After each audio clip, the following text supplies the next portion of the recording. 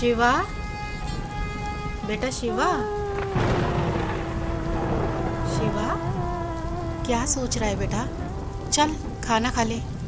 माँ, पापा शराब पीना कब छोड़ेंगे? तू टेंशन क्यों लेता है बेटा, मैं हूं ना।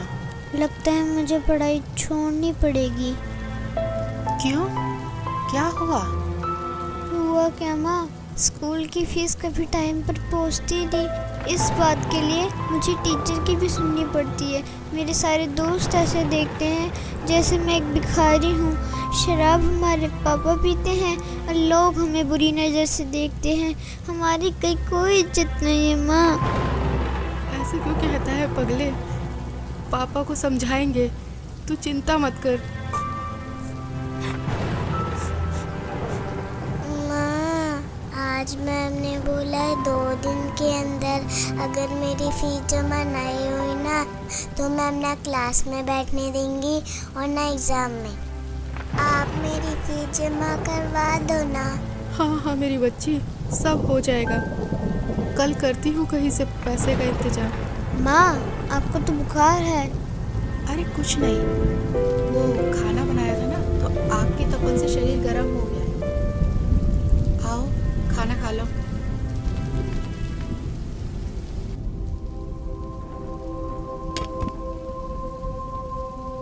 और हाँ, पढ़ाई छोड़ने के बारे में सोचना ही मत, समझे? वरना जिंदगी नर्क से बदतर हो जाएगी। करती हूँ तेरे पापा से बात। देख रहा है ना मुझे? अगर उस जमाने पे पढ़ाई पे ध्यान दिया होता तो आज तेरे पापा के साथ रहने के बजाय अलग कमा के खा रहे होते।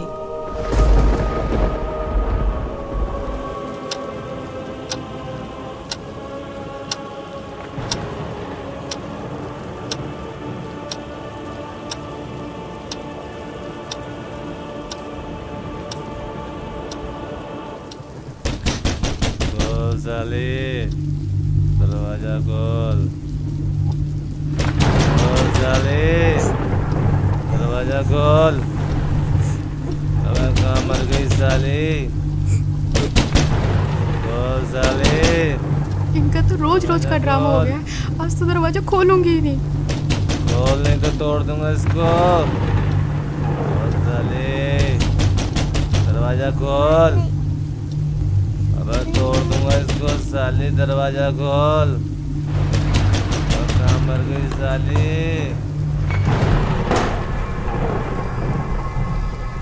तू करती क्या रहती है साली? इतनी देर लगती है दरवाजा खोलने में? बोल हरामजादी, क्या कर रही थी? देखो मेरी बात सुनो, आप रोज रोज पी कर आते हो, बच्चे भी डर जाते हैं। तू मुझे समझाएगी? अब मुझे तुझसे सीखना पड़ेगा कि घर कब आते हैं और कैसे पीते हैं। तू मुझे समझाएगी साली? तू मुझे सिखाएगी साली? तू मुझे समझाएगी साली? तू मुझे समझाएगी?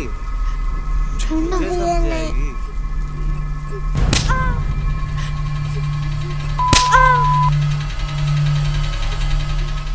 मुझे समझाएगी?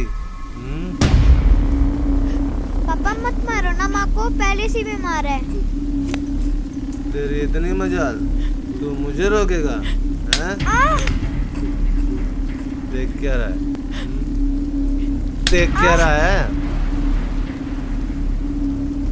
मत मारो। चल हट।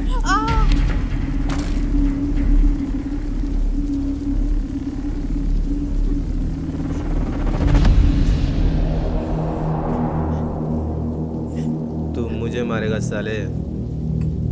मैं भी देखता हूँ तेरी माँ ने तुझे कितना दूध पिलाया।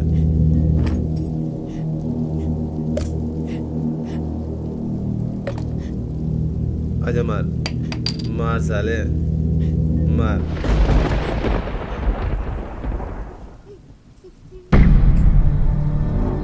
तुम सबको देख लूंगा मैं।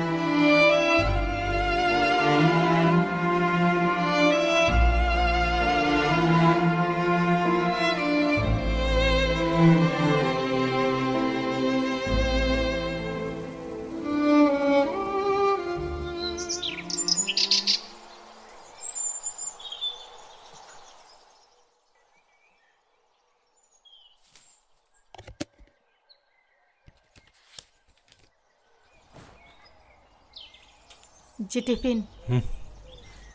सुनो,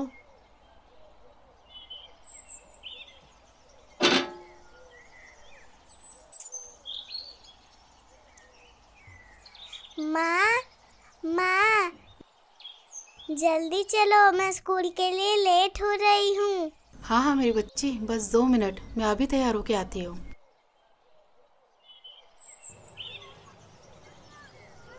शिवा बेटा, तू आराम कर, मैं राधिका को स्कूल छोड़ के आती हूँ।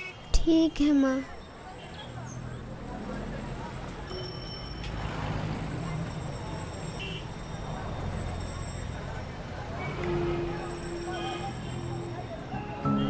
माँ, पापा कब सुधरेंगे? उन्होंने रात में भैया को बहुत मारा है ना।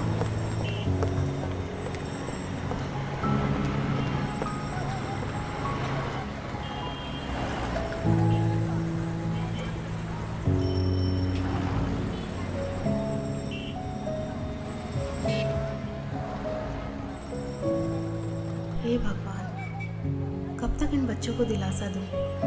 मेरे होते हुए मेरे बच्चे नर्क जैसे जिंदगी जी रहे हैं। इससे अच्छा तो हम मर जाते, वो बेहतर होता। कम से कम रोज रोज की मार पिटाई और समाज में जलील होना तो बंद होगा।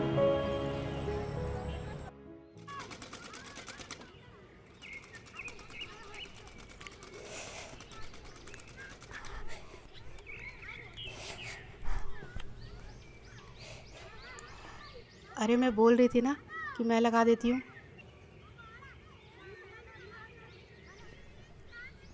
ला, मुझे दे। ठीक है।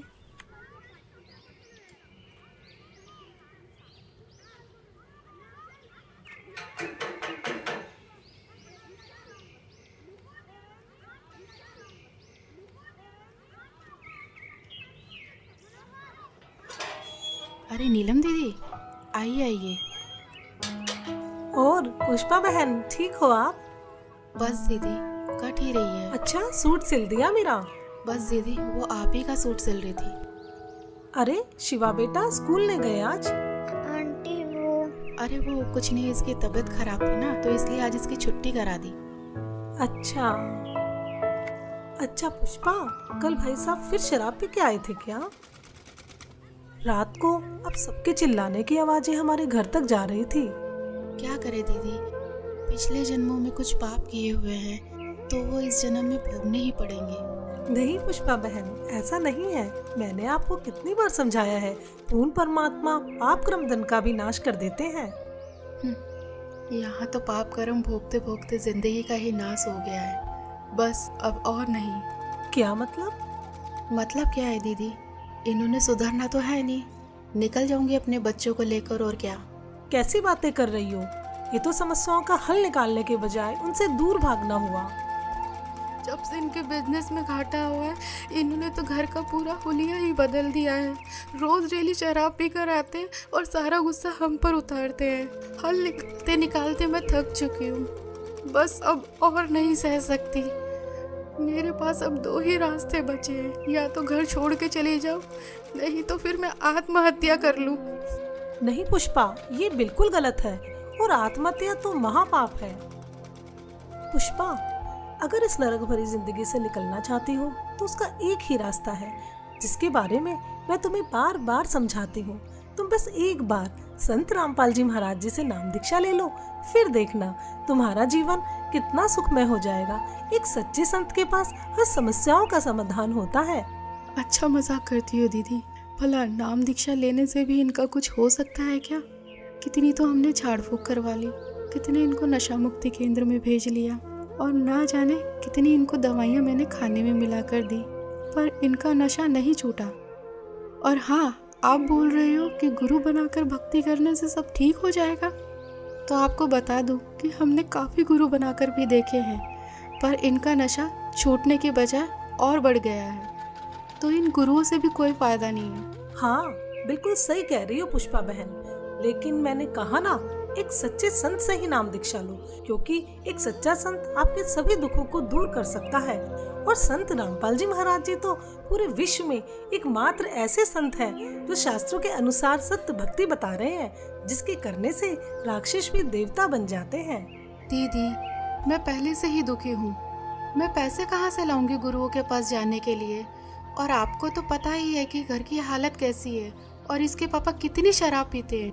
मैं सब जानती हूँ, मैंने भी ये नरक भोगा है। पुष्पा बहन, क्या तुम भूल गई? जब मेरे पति शराब पीते थे, वो घर के अंदर होते थे, मैं बच्चों को लेके बाहर रात गुजारती थी। जो भी हाथ में आता था वो सब कुछ बेच देते थे। हमें पीटना उनका रोज का काम था। लेकिन हाँ, जब मैंने संत रामपाल जी महाराज जी से नाम दीक्षा ली, तो आज मुझे देखो, मैं अपने घर में सुख और शांति से रह रही हूँ। अब मुझे किसी तरह की कोई परेशानी नहीं है। मेरे पति ने शराब पीनी छोड़ दी और परमात्मा की दया से उनकी नौकरी लग गई। और हाँ, पैसों की चिंता मत करो, संत रामपाल जी महाराज जी के आश्रम में किसी तरह का कोई पैसा नहीं लगता। अच्छा। हाँ बिल्कुल। हाँ दीदी, सही कह रहे हो। आपकी पहले क्या हालत थी ये तो मैं अच्छे से जानती हूँ। तो फिर जब संत रामपाल जी महाराज जी से नाम दीक्षा लेने के बाद मेरे पति का नशा छूट सकता है, तो भाई साहब का नशा भी गारंटी से छूटेगा। पता नहीं दीदी, वो दिन कब आएगा। मेरी बात मानो, कल मेरे साथ सत्संग में चलो, वहाँ से नाम दीक्षा ले लो। फिर देखना, आपके पति की नशा करने की आदत भी छूट जाएगी और आपके घर की आर्थिक स्थिति भी ठीक हो जाएगी। जी ठीक है दीदी, कल संत रामपाल जी महाराज के सत्संग में भी चल के देख लेती हूँ। जहाँ इतना सब कुछ कर लिया तो इतना और सही। जी ठीक है जी। अगले दिन पुष्पा नीलम के साथ सत्संग में तो चली जाती है, लेकिन उसको नहीं मालूम था कि इस बारे में रमेश को भी पता चल जाएगा।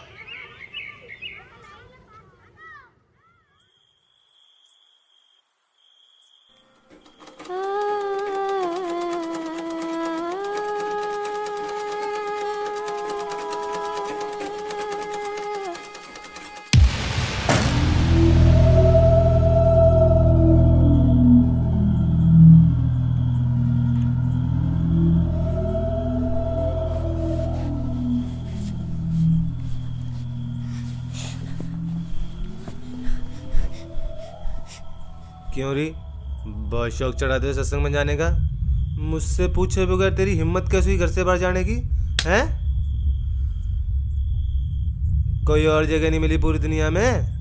सत्संग में जाती है साली, सत्संग के बहाने कहाँ जाती है? आप जैसा शराबी कबाबी कभी नहीं समझ सकता सत्संग की कीमत को। दूर रहो मुझसे। अपना जीवन तो बर्बाद कर रखा है और हम भक्ति करें ये भी नहीं देखा जाता आपसे। मुझे पता है क्या होता है तेरे सत्संग में।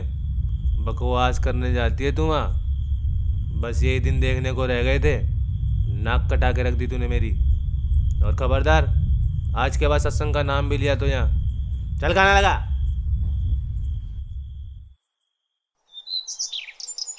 रमेश सत्संग को बहुत बुरी जगह मानता था, लेकिन कुछ दिन बाद जब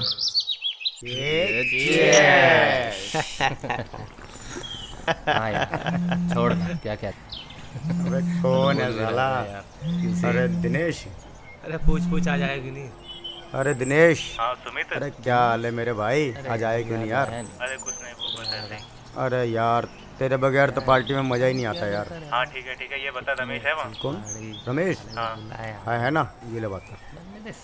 हाँ दिनेश भाई, कैसा है मेरे यार? बढ़िया भाई। आ जाया नहीं तू यार? अरे अरे दारू के पैसे हम दे देते भाई। अरे वो सब छोड़, तू ये बता कि तुझे पता है कि भाभी कहाँ जा रही है? क्या मतलब? मैंने अभी मिश्रा की वाइफ के साथ सत्संग में जाते हुए देखा है। इसकी और हाँ, तो आज तो तेरे दोनों बच्चे भी साथ हैं। इसकी तो अरे क्या हुआ छोड़ भाई? यार। क्या हुआ?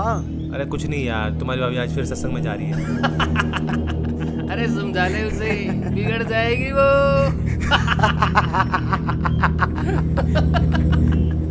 हाँ भाई छोड़ यार, आकर बात करता हूँ यार। अपने दोस्तों के सामने हुई इस बेइज्जती को रमेश सहन नहीं कर सका और गुस्से में आग बबूला होकर वहां से निकल गया।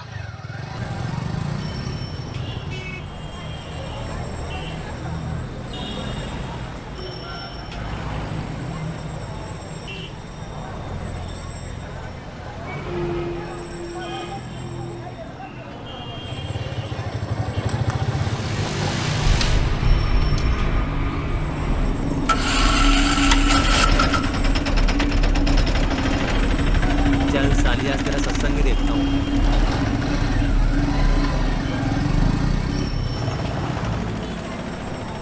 पुष्पा, बहुत अच्छा किया, इन बच्चों को भी ले आए। इन बच्चों को बचपन से ही परमात्मा की सही भक्ति का ज्ञान हो जाएगा।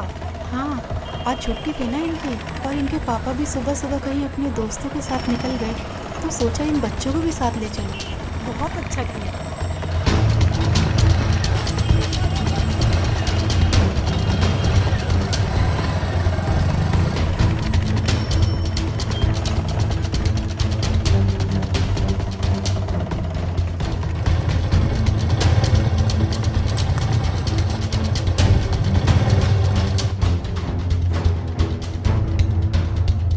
क्या बताते हैं भगवान, परमात्मा हमें याद दिलाते हैं।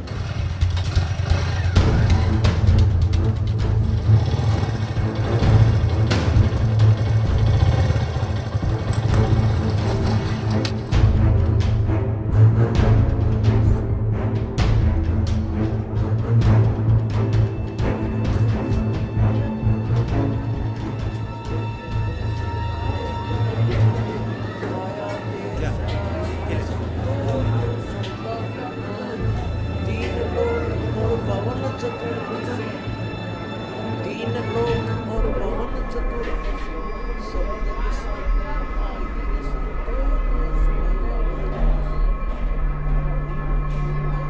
दुगने तिगने किए चौगने, दुगने तिगने किए चौगने, किन मूल गवाई रे संतो यो सौदा फिरनाई, यो सौदा फिरनाई रे संतो ये सौदा फिरनाई।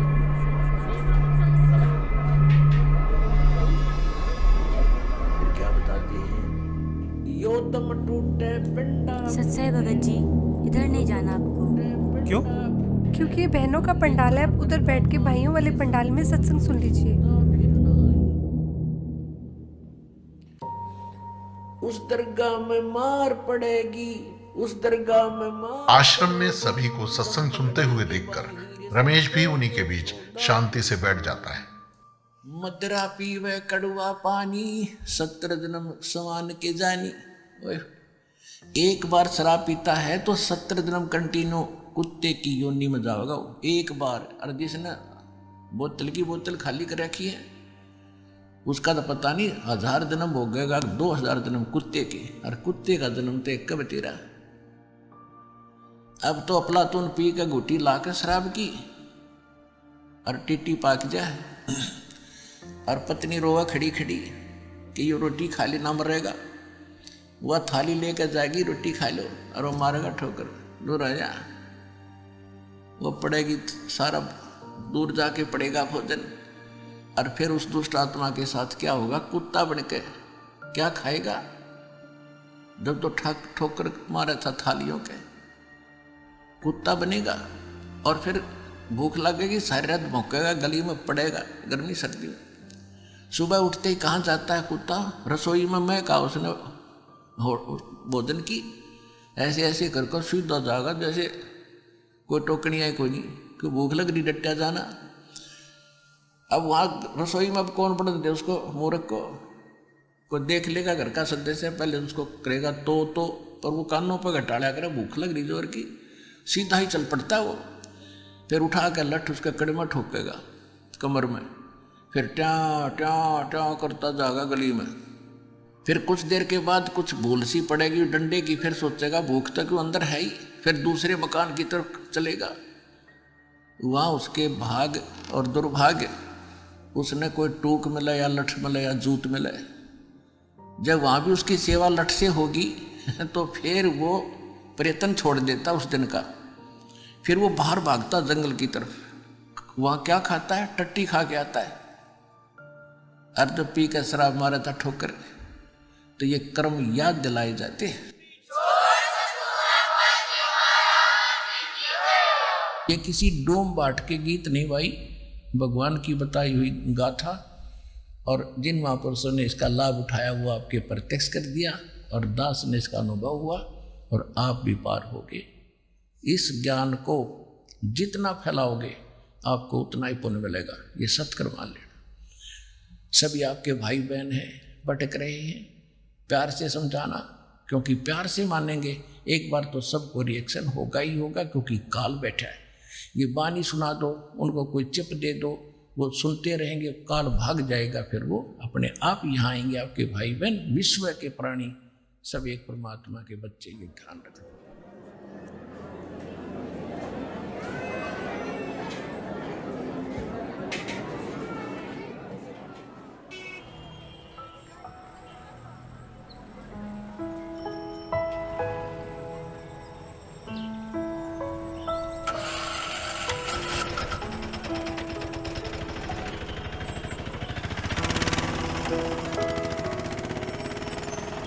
और राधिका बेटा, आपको सत्संग में जाना कैसा लगा? मुझे तो बहुत अच्छा लगा आंटी। और शिवा बेटा, आपको कैसा लगा? आंटी जी, सत्संग में जाना तो मुझे भी अच्छा लगा। अब डर है कि पापा पिटाई ना करे। बस दीदी, अब तो परमात्मा ही दया करेंगे।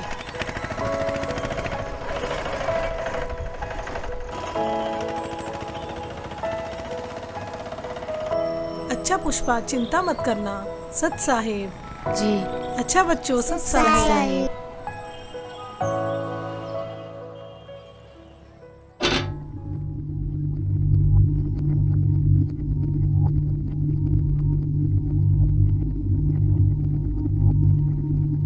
हाँ,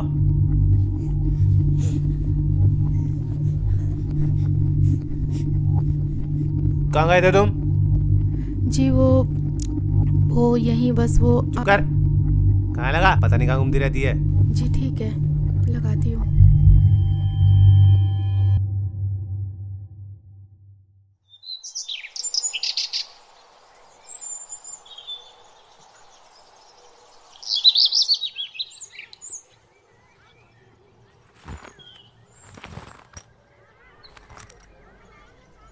चलता हूँ।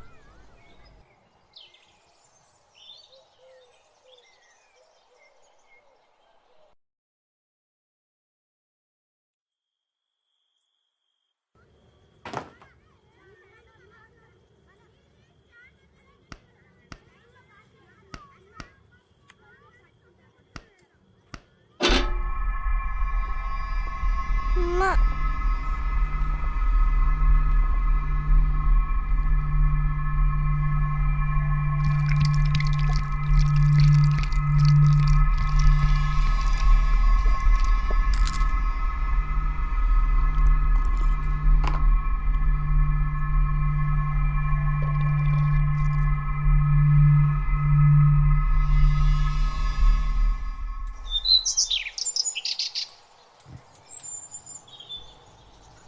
हाँ, टिफिन रेडी हुआ क्या? जी हाँ। क्या देख रही है? जी कुछ नहीं।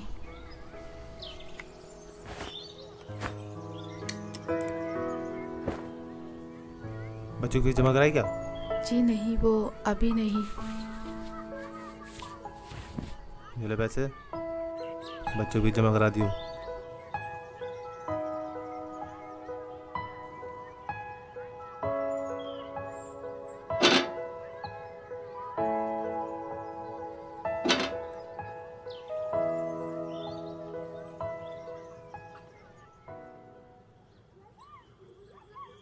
कुछ दिन से रमेश शाम को जल्दी घर आने लगता है, जिसे देख पुष्पा असमंजस में पड़ जाती है।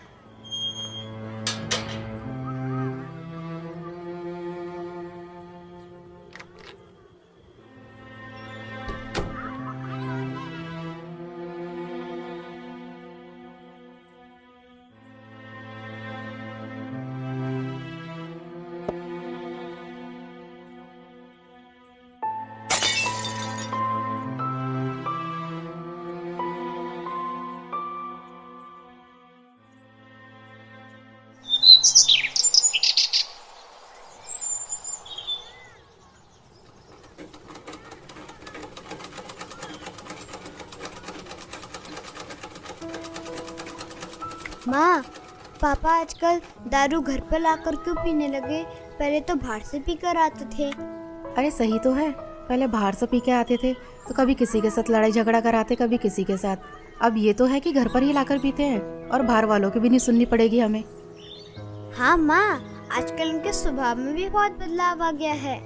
लड़ाई झगड़ा और गाली गलौज भी बहुत कम कर दिया है। सही कहा भैया, अब तो मम्मी की पिटाई भी नहीं करते। हाँ, लगता है ये सब गुरुजी का ही चमत्कार है। हे परमात्मा, दया करना।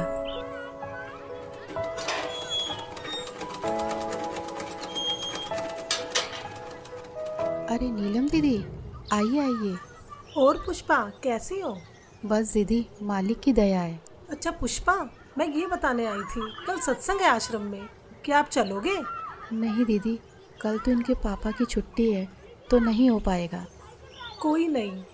हाँ, अगर पिछली बार की तरह इनका बाहर जाना हुआ तो चल पड़ेंगे।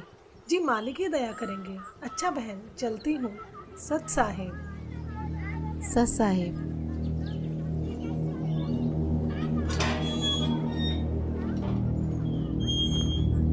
क्या करने आई थी ये? कुछ नहीं जी, वो बस ऐसे ही इनके कपड़े थे तो पूछने आई थी। चल चुप कर, बकवास करती रहती है। और हाँ, कल सुबह मुझे जल्दी जाना है, खाना जल्दी बना दियो, कहीं सोचो छुट्टी है मेरी।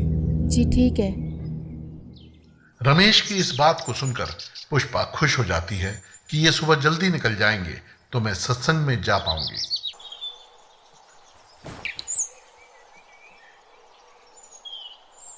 अच्छा ठीक है, मैं जा रहा हूँ। ठीक है जी।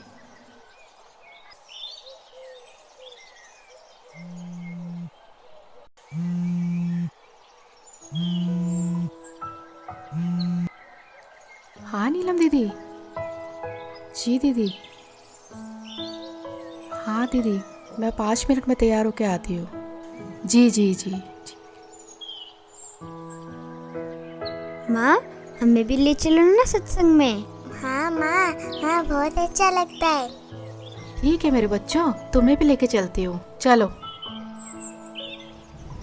पुष्पा आज भी नीलम के साथ अपने दोनों बच्चों को लेकर सत्संग में पहुंच जाती है, इस बात से बेखबर कि आज यहाँ उसके साथ क्या होने वाला है। कोई आपत्ति आओगी कैसे खड़ा करूंगा। और क्या बताना चाहा था, जो परमात्मा 18 लाख व्यक्तियों को और 3 दिन तक भोजन भंडारे, लड्डू, जलेबी, कचौड़ी, पकौड़ी और दोहर और असरफी दे सकता है एक झोपड़ी में बैठा व्यक्ति, वो समर्थ कितना है। और आपको क्या नहीं दे सकता, पूरे विश्व को खिला सकता, वो पूरे असंख्य ब्रह्मांडों को 1 सेकंड में सब कुछ भर दे, हरा भरा कर दे इस पृथ्वी को, और आपका घर भर दे पूरा। अगर विश्वास करोगे तो ये सत्कर मान लेना, उस समर्थ का सहारा आपको है। हाँ हाँ दीदी, बहुत अच्छा लगा। और मैं तो सोच रही थी और हाँ दीदी, कल तो कमाल हो गया। मुझसे पूछ रहे थे कि बच्चों की फीस जमा करा दी, तो मैंने कहा नहीं, तो मेरे हाथ में पैसे रख के चले गए। अच्छा हाँ बहन, परमात्मा पर ऐसे ही विश्वास रखो, परमात्मा जो चाहे सो कर सकते हैं।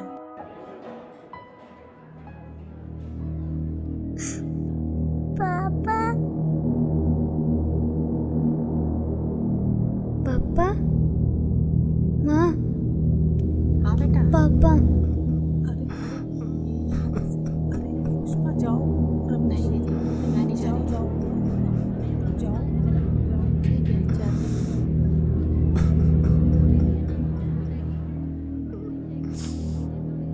मुझे माफ कर दो परमात्मा, मैं पापी हूँ मालिक।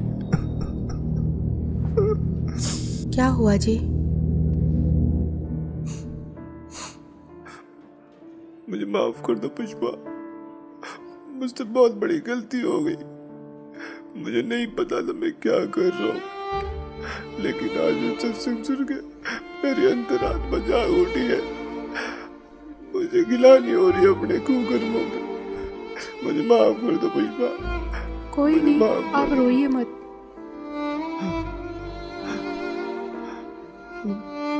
शिवा बेटा, मुझे माफ कर दे बेटा। मैं आज के बाद कभी भी तुम्हें शिकायत का मौका नहीं दूंगा।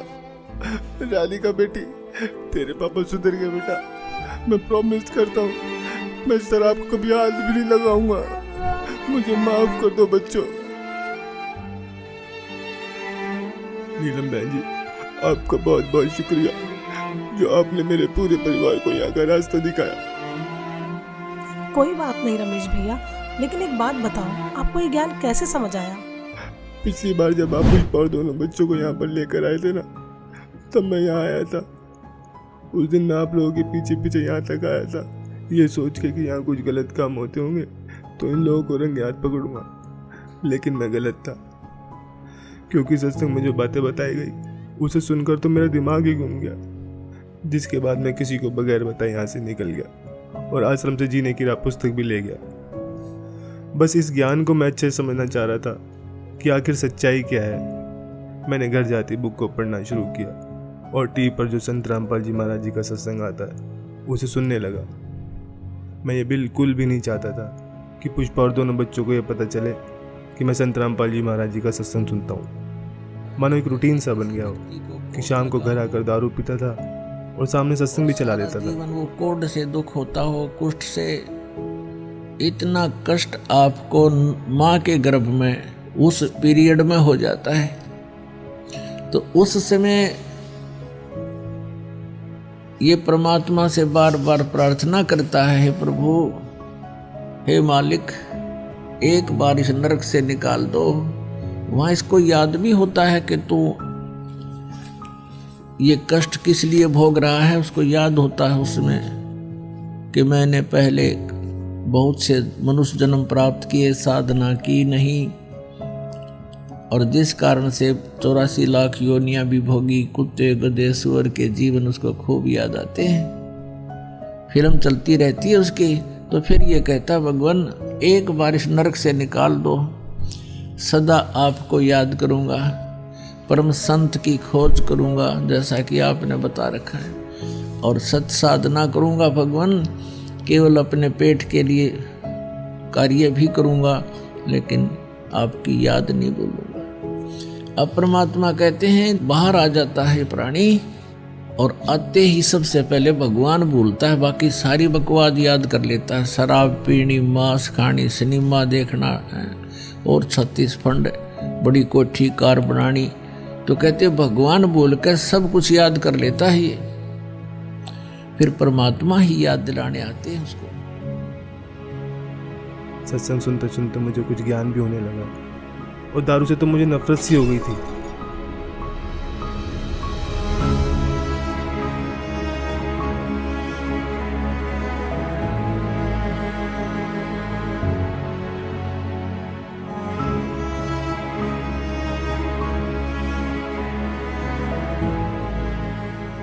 और फिर कल जब आप घर पर आए, पुष्पा से सत्संग में चलने के लिए पूछ रहे थे ना, तब मैंने आप दोनों की सारी बातें सुन ली थी।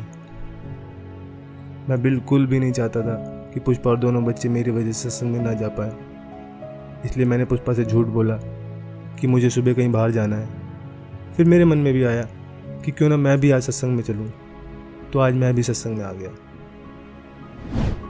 संत रामपाल जी महाराज वाकई में पूर्ण संत हैं, जिन्होंने मेरे पूरे परिवार के साथ साथ मुझे भी यहाँ खींच लिया और मेरे अंदर के राक्षस को मारकर एक देवता बनने का रास्ता बताया। सुबह का भूला यदि शाम को घर आ जाए तो उसे भूला नहीं कहते। और अब आप संत रामपाल जी महाराज जी का ज्ञान समझ गए हो तो इससे बड़ी खुशी की बात और क्या होगी। जी, अब मुझे भी नाम दीक्षा दिला दीजिए, जिससे मेरे पाप कर्म कुछ हल्के हो सके। हाँ हाँ, क्यों नहीं भाई साहब, आइए। जी हाँ बच्चों, चलो। आज रमेश भी संत रामपाल जी महाराज जी से जुड़ जाता है और अगले ही दिन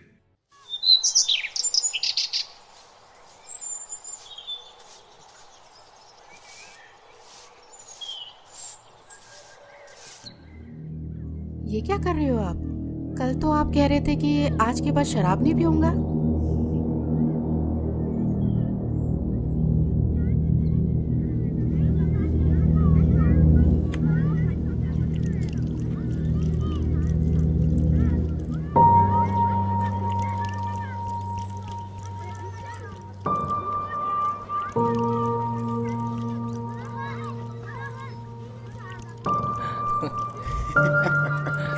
कल तो पुलिस वालों ने बहुत मारा यार।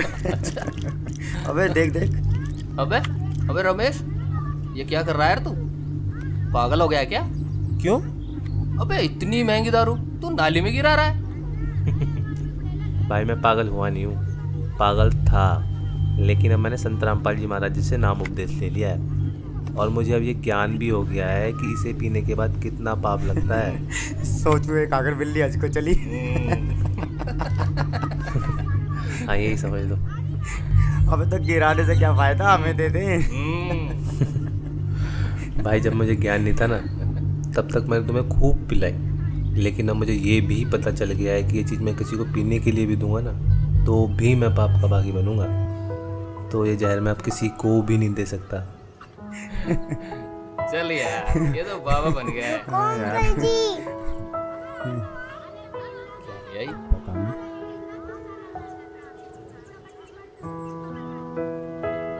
अरे ये क्या ले आई?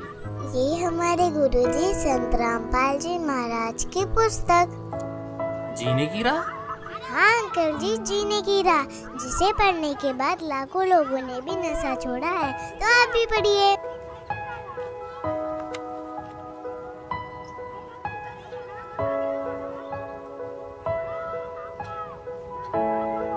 हाँ राधिका बेटा, आपने बोला है तो हम जरूर पढ़ेंगे। अच्छा तो बोलो फिर। बंदी छोड़ सतगुरु रामपाल जी महाराज की जय हो।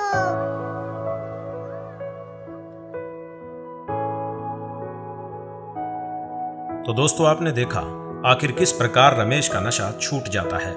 संत रामपाल जी से जुड़कर लाखों लोगों ने अपना नशा छोड़ा है। संत रामपाल जी ही पूरे विश्व में एकमात्र ऐसे संत हैं जिनके लाखों फॉलोअर्स हैं, जिनमें से कोई भी नशे पते को हाथ तक नहीं लगाता। उनका मिशन है कि पूरे विश्व से नशे को खत्म कर सबको सत भक्ति मार्ग पर लगाना, ताकि आप और हम सभी मनुष्यधारी जीवों का यह मनुष्य जीवन सफल हो जाए। धन्यवाद।